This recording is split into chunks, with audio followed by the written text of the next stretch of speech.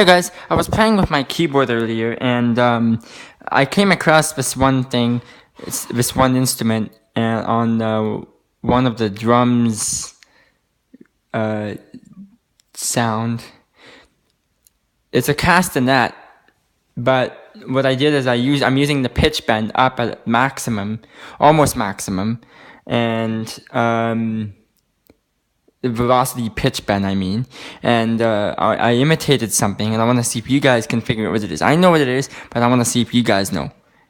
Take a wild guess. So I'm gonna put the camera right here, and see if you can figure it out.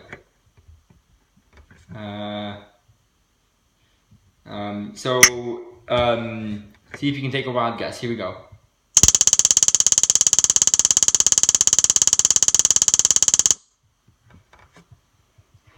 I'll do it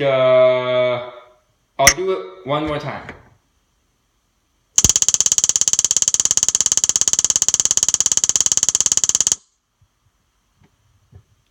Does that sound familiar to anybody? If you know it, leave me a comment and we'll go from there. Alright, see if you can figure it out. That's it.